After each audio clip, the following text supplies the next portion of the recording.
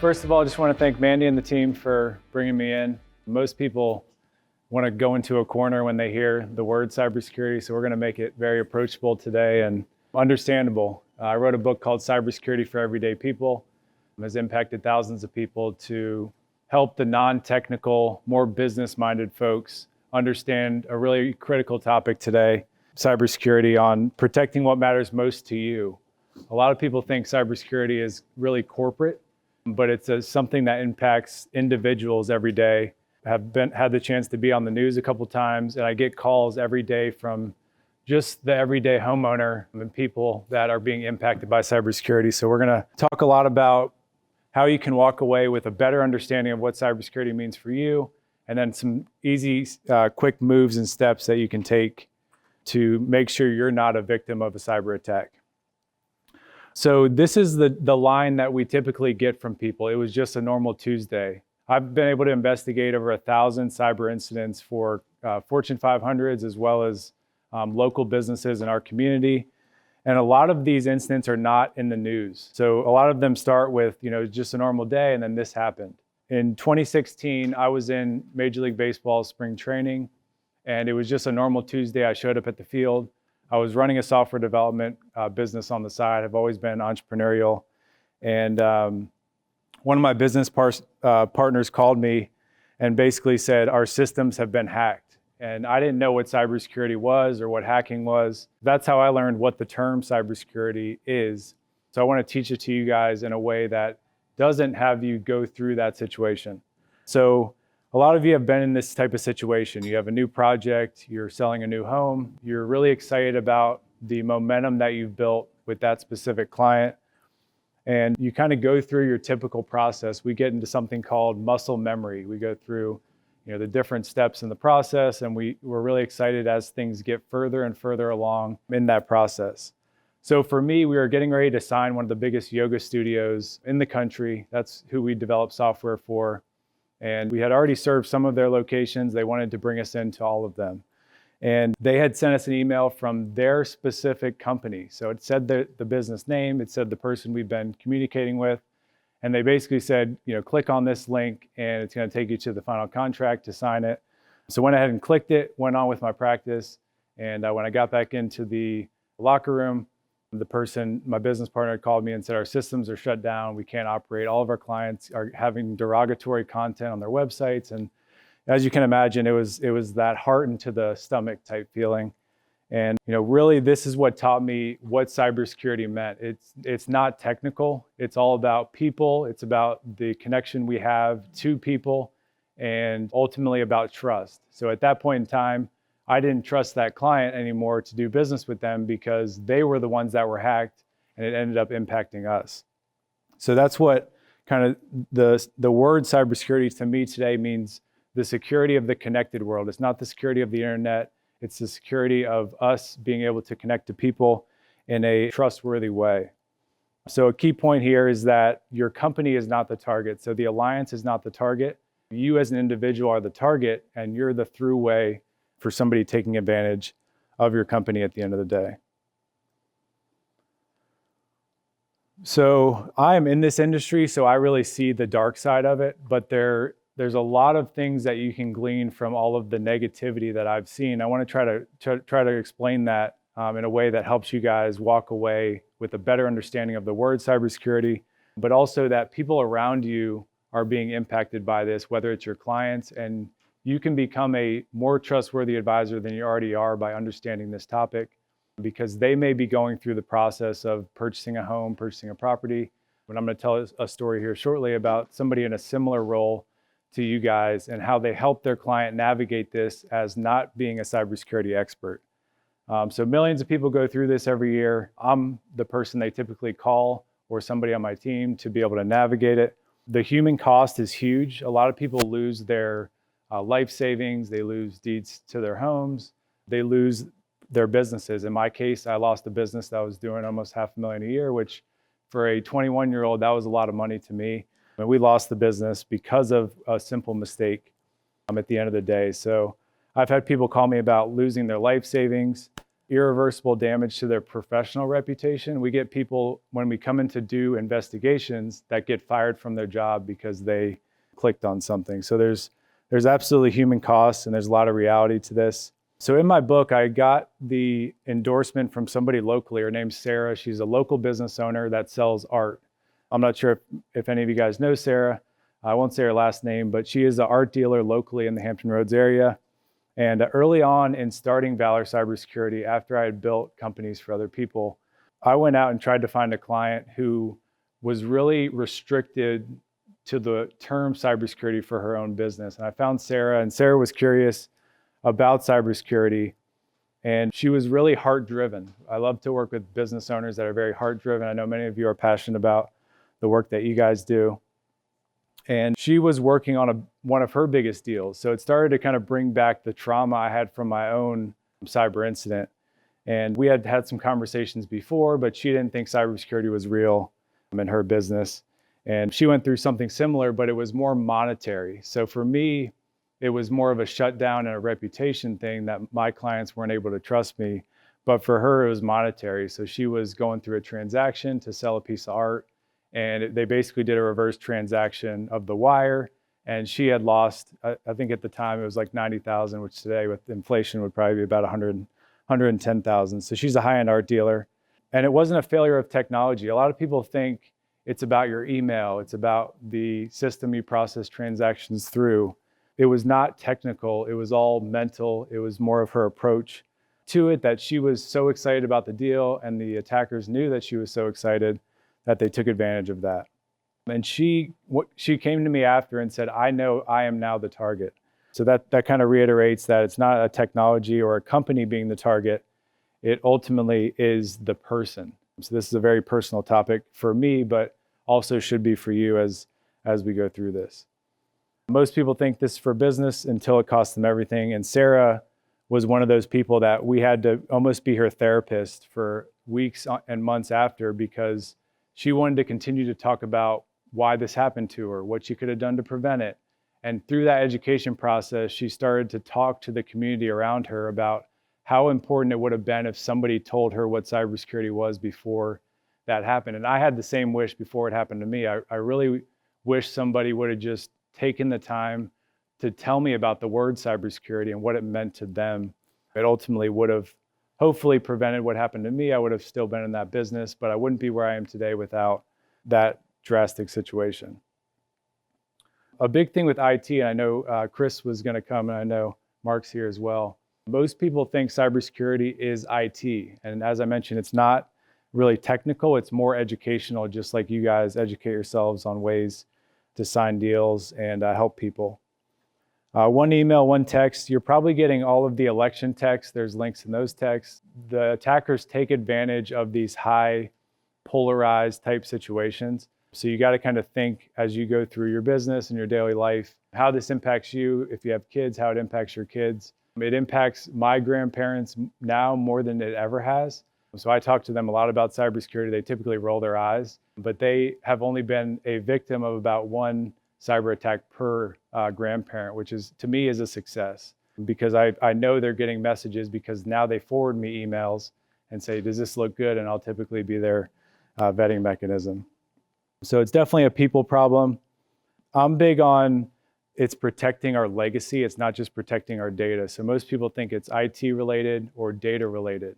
Companies lose data every day. It's really not that painful to lose data and information or customer records. A lot of our information is already out there, but it can really impact legacy if you don't have this education for you and then for the people you pass it on to. I've lost a lot of money with cyber attacks. I've seen people lose millions of dollars and lose their livelihood. I don't want that to happen to you guys. So one of the things that we help our clients do is delete their information from data brokers. I don't know if you guys know what a data broker is, but it's just like being a real estate broker, but they use your data to resell a house or a deed over and over again. So they're selling your information, and they use all of the things in your inbox. So say you have a Gmail or your company inbox, they will try to get into your inbox to tell your your personal narrative. What does your life look like? How can we take advantage of that?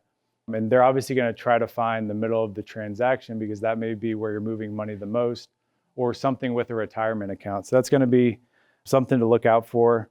Photos, I don't want to get too deep into this, but people do start nowadays to scan where you're taking photos, what locations you're at, and things of that nature. Those are all probably things you guys know well. Client messages carry your reputation. We recommend putting in the bottom of your email, and Mark and team will help you guys do this if they haven't already, something unique to how you guys operate as an alliance or as an individual. What company you're with, what it typically looks like to get an email from you, and then where to reach you if something looks suspicious. Most of the time, the attackers won't put something like that in the emails. They try to mimic you through. And that's ultimately going to protect what this is all about, which is trust. I'm big on helping people in the business community kind of either establish trust from the beginning or reestablish trust after something negative takes place. Most of the time, people don't think about trust until it's broken. So how do we kind of build trust beforehand? Obviously, you're building trust with your clients and the people that you serve, but ultimately not wait until trust is broken to actually think about the word trust. I like to do like little acronyms. I'm in the defense contracting space, so there's acronym soup everywhere. But here's kind of some easy steps that you can use the word trust as a way to remember some easy strategies when it comes to cybersecurity. So think before you click. You guys probably hear that a lot. Review every request for money or info. These are the emails that look the best when it comes to money. Use unique passwords. You can use a password manager. Those are some simple things you can put in place. Secure your devices. A lot of people are most vulnerable at home, but they're really secure in the office. So you want to make sure that you try to take some of the things you learned in the office and today and implement them in your house, and they're very easy to do. One of the things we started with Sarah, because she was so passionate about after her cyber attack, is becoming a security champion. So educating others. You don't have to talk about cybersecurity all day, but just say, hey, here's some simple things I learned, and here's some things you can use as resources to ultimately build trust, to build digital safety. So here are some actionable steps. This is really all about action at the end of the day. We want to give you and have you walk away with some things that you can immediately put in place. Verify before you trust. We used to say something years ago in cybersecurity, trust but verify. Make sure you verify before you trust, not trust before you verify. So that's going to be key.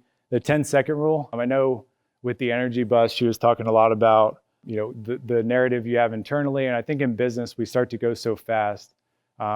We typically tell people to take a 10-second deep breath before you kind of do an action. It just allows you to kind of ground yourself and make the right decision to not create panic, because a lot of these emails are going to give you something panic, like you have to sign this document in an hour or something of that nature, which really distracts you at the end of the day. So we put these into moves. So this is move 1. Verify before you trust. Master lock strategy. So this is really important from a password standpoint. We see a lot of people in the real estate space use one password for everything. And it makes it really easy to navigate in your daily business, but it does come back to haunt you, and we see that time and time again, because we've had companies that have leveraged us to actually execute attacks on their behalf to be able to see where the gaps are. And we see that somebody would have the same email password and bank account password. So there's a lot of risk there, obviously, from that standpoint. You can use a password manager, as I mentioned, which will basically allow you to have one password for everything, but the password manager is going to house the different passwords for the different systems. Password managers are like Bitwarden. 1Password is one of those systems. So if you search, it's a password vault. So it's basically a vault. So you have a 4-digit password to get into that vault, and then it stores all of your sensitive stuff. And it creates different passwords for you. So it manages all of your passwords within a system that you have one password for. So you only have to remember that one password to get into it, but it'll assign a different password for each system that you have. Bitwarden, 1Password, and yeah, Keeper, yeah. Chris knows what he's doing. Yeah, Norton. But once one password is breached, they put it onto the dark web, and basically everybody that's a criminal on the dark web has your password now. So they go into your different accounts and they start to test it. And sometimes these folks will sit dormant. So we used to, early on in my career, I was just investigating breaches of China, Russia, the big nation state actors. And they would sit dormant in these systems for 12, 18 months before actually executing something. So you just want to make sure to keep that in mind, that they may just sit in your system and wait. You don't know that they're in there, and then they wait for an opportune time, like signing a deal or getting your 401k reimbursed, whatever the liquidity situation is, and then they come to attack. So it's important to make sure you change passwords, look for suspicious activity, and that's what a password manager is ultimately going to help you do. So double lock your doors. Make sure you have multi-factor just on your critical accounts. You got to kind of put a prioritization scheme to certain accounts. I think bank accounts, I think retirement accounts, I think anything with money. That's because I've seen money walk out the door. But ultimately, make sure you have multi-factor on any account. You can turn it on. It's not inconvenient because all you do is get a text message and then you type in that PIN. That eliminates about 85 to 90% of these things happening. So we want to see that in more cases than not in any organization, but with people as well.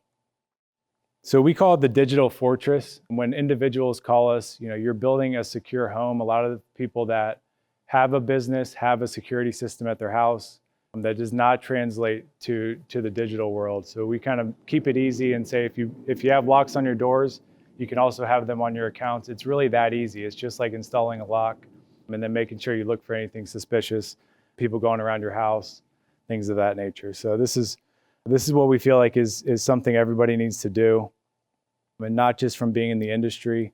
And that's why I wrote this book, because I was getting a lot of calls from individuals. And we call it everyday people, but it's really people that are not technical. They're not IT or cybersecurity experts. And there was nothing out there that just basically simplified everything that they could do from a step-by-step process to make sure that they're secured. A lot of people would come to us and say, I know I'm at threat, but I don't know what to do.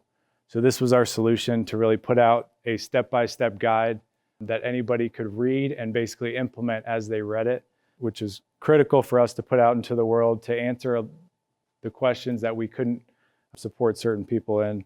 I brought a box of the books. If anybody would like one, happy to sign one for you after the talk.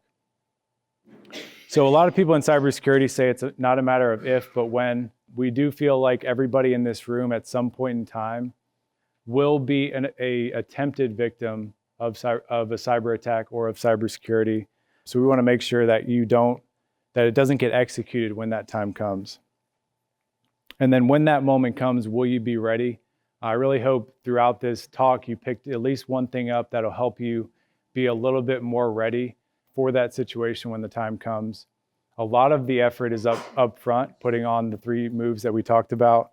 But ultimately, if something does happen, you can always reach out and call us. I have 2 little kids. I tell them, even though they're really young, because they use technology, when they go to school, they have a computer that they use. So it really starts at that age, and then we need to educate everybody to be on the same page, because this is ultimately about protecting legacy. So it all starts with awareness. This is an opportunity to be able to get our book free of charge. If you would like it, I also have some with me as well. But I want to end it with making an investment in something that protects. So a lot of us have life insurance. We have things that help protect negativity from taking place in our lives. And this is one of those things that we feel is a huge legacy protector. It is something that makes you more valuable as a person and protects potentially things going wrong. So we've seen it take everything from people, and we want to make sure it doesn't take the things that you value most. I'd love to stay connected. We put out a lot of free content into the world to be able to continue to educate people on things as they come up with. Obviously we just went through a big political cycle. There's different types of attacks that come out, and help you with situational awareness. That's where it all starts. So definitely want to stay connected there. And happy to answer any questions that you guys may have specific to your lives and your businesses. So thanks so much for having me, and happy to answer any of your questions.